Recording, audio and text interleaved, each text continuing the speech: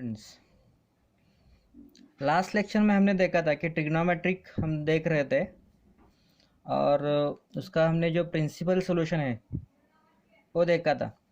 अब next point हम देखने जा रहे हैं।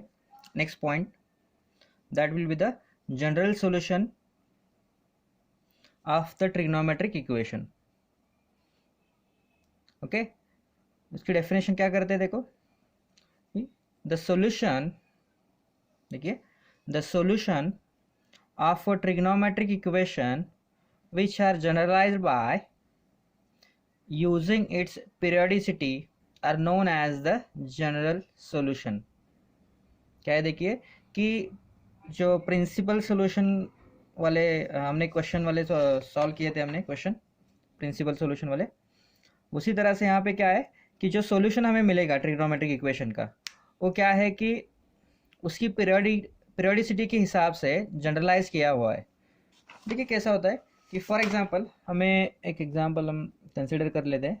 For example, if sine x is equal to 1/2, ये वाला क्वेश्चन हमने पिछली क्लास में किया था।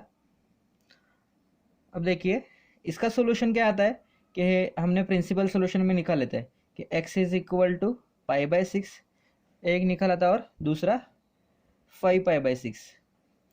ये तो प्रिंसिपल सॉल्यूशन में हमने देखा था, लेकिन इसके आगे भी सॉल्यूशन होता है। इसके क्या होंगे, आगे भी सॉल्यूशन होंगे, क्योंकि प्रिंसिपल सॉल्यूशन में हमने क्या किया था कि सिर्फ 0 से लेके 2π तक हम गए थे। अब यहाँ क्या है कि जितने भी एंगल पॉसिबल है, जितने भी एंगल हमें पॉसिबल है वहाँ तक हम जा सकते हैं यहाँ पे। तो इसके आगे हम क्या लिख सकते हैं, 13π/6, और इसके आगे बहुत ही सो ऑन हो जाएंगे। ये तो आंसर ऐसे ही चला रहेगा। तो इसे क्या कहते हैं, हम जनरल सॉल्यूशन कहते हैं। लेकिन ऐसे सॉल्यूशन लिखने के लिए हम नहीं लिख सकते, तो उसका एक जनरल फॉर्म बनाएंगे हम। तो इसीलिए हमें सम स्टैंडर्ड रिजल्ट की ज़रूरत है। तो सम कंडीशन हम लेंगे। अब फर्स्ट कंडीशन वाली है। फर्स्ट कंडीशन हम क्या लेंगे कि if sine theta is equal to 0 होगा, और पॉइंट फर्स्ट, और कॉस थीटा की वैल्यू जब 0 हो जाएगी, और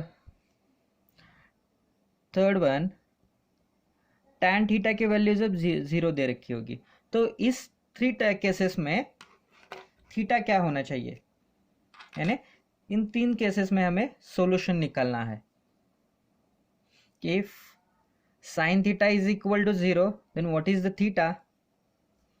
Cos theta is equal to 0, then what is the theta? And tan theta is equal to 0, then what is the theta here? तो हम देखेंगे इसका first one, if sin theta is equal to 0, तो इसका जनरलाइज फॉर्मूला क्या दे रखा है कि theta is equal to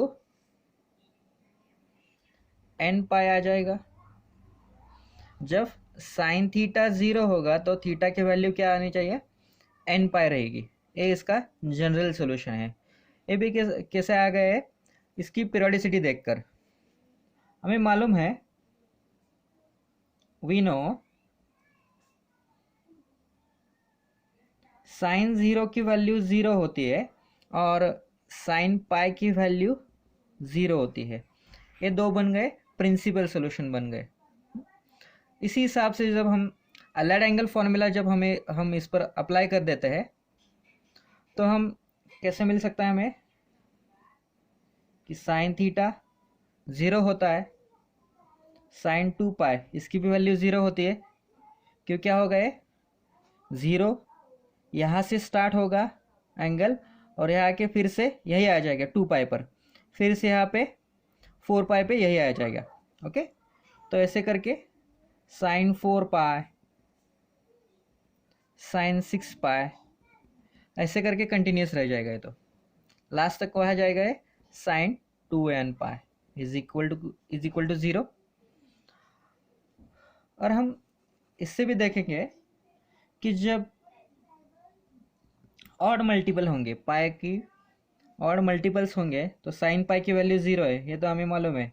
sign 3 पाई भी 0 है, ये भी मालूम है हमें, क्योंकि क्या होगा कि यहाँ पे और यहाँ पे, इस एंगल पे और इस एंगल पे क्या होगा, साइन 0 रहेगा, तो साइन 3 पाई भी 0, साइन 5 पाई ये भी 0 हो जाएगा, और ऐसे कंटिन्यूस होके सारे ऑड नंबर पे भी 0 हो जाएगा।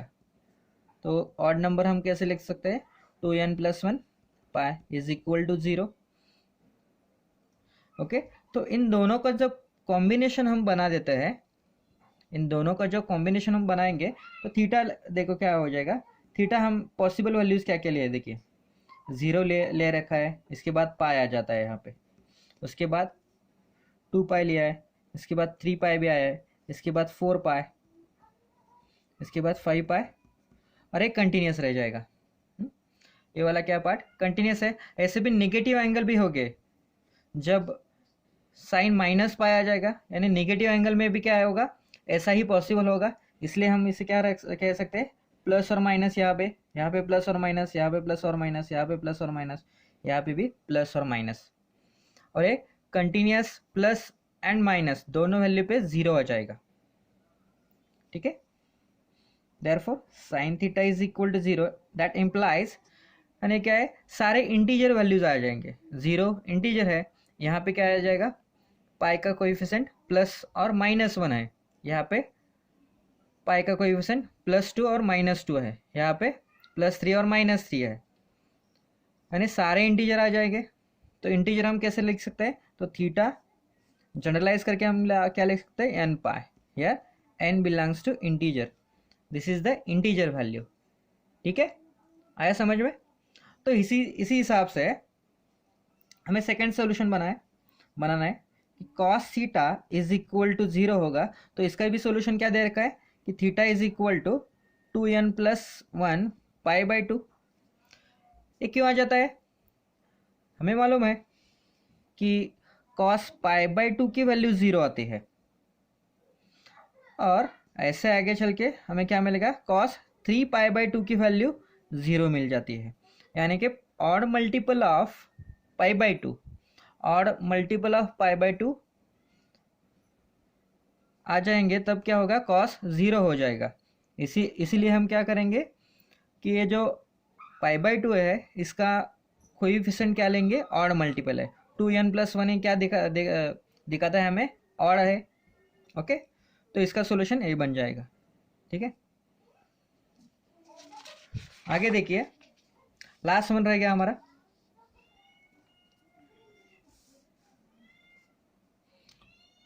Third one, tan theta is equal to 0। अब tan थीटा का वैल्यू क्या दिया है, देखो कि theta is equal to n पाया जाएगा। ये भी क्या है, साइन की तरह सेम आता है, बिकॉज ऑफ इसका सॉल्यूशन साइन पे डिपेंडेंट है। देखिए tan थीटा क्या होता है कि tan theta means sine theta divided by cos theta, ये तो 0 है, tan थीटा 0 है, it implies sine theta upon cos theta is equal to 0। अब ये तो क्या है, यहाँ पे क्या है, compulsory cos theta non zero है। ओके, ये कंडीशन हमें मालूम है रैशनल नंबर वाली। ओके, डिनोमिनेटर हमेशा नॉन जीरो होता है। ठीक है, तो ये इम्प्लाइज हो जाएगा कि sine theta is equal to 0। Okay, therefore इसका तो सॉल्यूशन हमें मालूम है, therefore theta is equal to n पाया जाएगा। ठीक है,